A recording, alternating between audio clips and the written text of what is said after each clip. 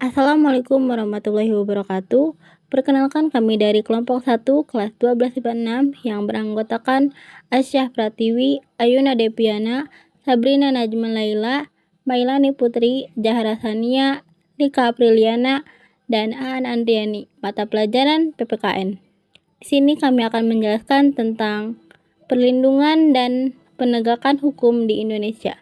Mencegah terjadinya pelanggaran hukum, pemerintah membuat peraturan per-UU-an menciptakan ketertiban.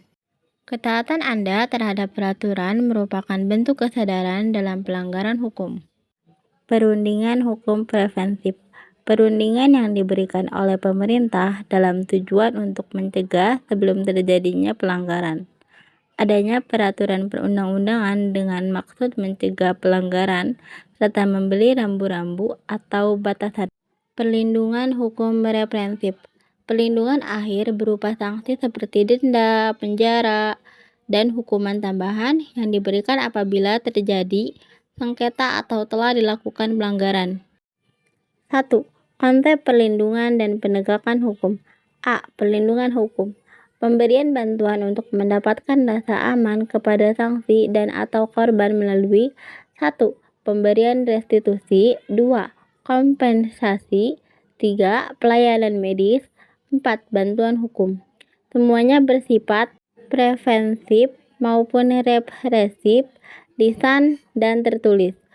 Upaya ini guna memberikan keadilan, ketertiban, keamanan, dan kedamaian. 1. Konsep perlindungan dan penegakan hukum.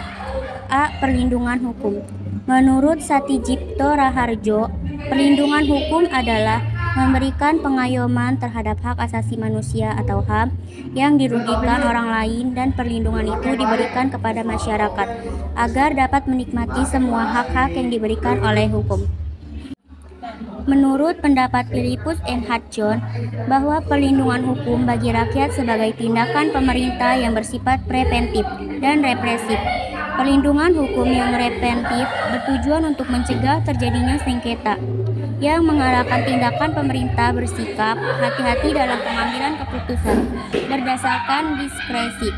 Dan perlindungan yang represif bertujuan untuk menyelesaikan terjadinya sengketa, termasuk penanganannya di lembaga peradilan. Unsur pelindungan hukum. 1. Adanya pelindungan dari pemerintah kepada warganya.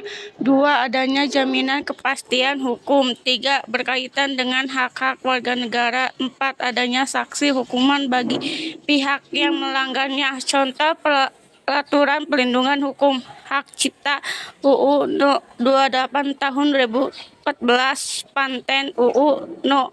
14 tahun 2001, merek UU No. 13 tahun 2016, pelindungan konsumen UU No. 8 tahun 1999, pelindungan varietas tanaman UU No. 29 tahun 2000, pelindungan anak UU No. 32 tahun 2002. Perlindungan hukum terhadap tersangka. Tersangka sebagai pihak yang diduga melakukan pelanggaran hukum juga diberikan perlindungan hukum. Hal ini sesuai dengan tersangka yang diatur dalam perundang-undangan KUHP untuk membela tersangka apabila sanksi yang dijatuhkan tidak sesuai dengan ia berbuat. B. Penegakan hukum merupakan syarat terwujudnya perlindungan hukum. Kepentingan setiap orang akan terlindungi apabila hukum yang mengandungnya dilaksanakan dengan baik oleh masyarakat ataupun penegak hukum. Misalnya, perlindungan hukum konsumen akan terwujud apabila Undang-Undang Perlindungan Konsumen dilaksanakan. Reka ulang kejadian perkara merupakan upaya penegak hukum untuk membuat terang tindak pidana.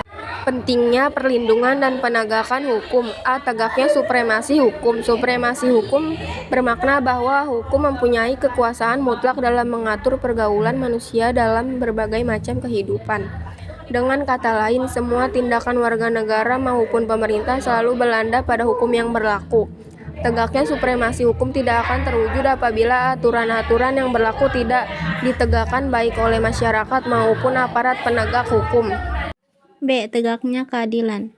Tujuan utama hukum adalah mewujudkan keadilan bagi setiap warga negara. Setiap warga negara dapat menikmati haknya dan melaksanakan kewajibannya. merupakan wujud dari keadilan tersebut. Hal itu dapat terwujud apabila aturan-aturan ditegakkan.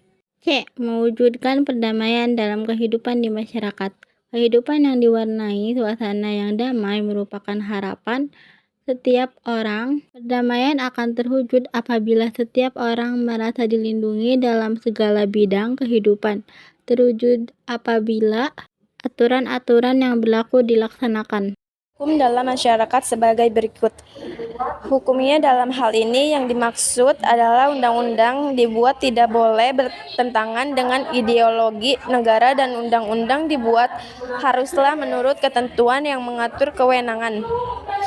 Pembuatan undang-undang sebagaimana diatur dalam konstitusi negara serta undang-undang dibuat haruslah sesuai dengan kebutuhan dan kondisi masyarakat di mana undang-undang tersebut diberlakukan. B. Penegak hukum, yakni pihak-pihak yang secara langsung terlibat dalam bidang penegakan hukum. Penegakan hukum harus menjalankan tugasnya dengan baik sesuai dengan perannya masing-masing yang telah diatur dalam perundang-undangan. Bukan dengan mengutamakan keadilan dan profesionalisme serta menjadi panutan masyarakat serta dipercaya oleh semua pihak termasuk semua anggota masyarakat. C. Masyarakat, yakni masyarakat lindungan di mana hukum tersebut berlaku atau ditetapkan. Maksudnya warga masyarakat harus mengetahui dan memahami hukum yang berlaku serta menaati hukum yang berlaku dengan memenuhi kesadaran akan pentingnya dan perlunya hukum bagi kehidupan masyarakat. D. Sarana atau fasilitas yang mendukung penegasan hukum. Sarana atau fasilitas tersebut mencakup tenaga manusia yang terdidik dan terampil, organisasi yang baik, peralatan yang memadai, keuangan yang cukup, dan sebagainya. E. Kebudidayaan, yakni sebagai hasil karya, cipta, dan rasa yang didasarkan pada karena manusia di dalam pergaulan hidup. Dalam hal ini, kebudayaan mencakup nilai yang mendasari hukum yang berlaku. Nilai-nilai mana yang merupakan konvensi-konvensi abstrak mengenai apa yang dianggap baik sehingga dianut dan apa yang dianggap buruk sehingga dihindari.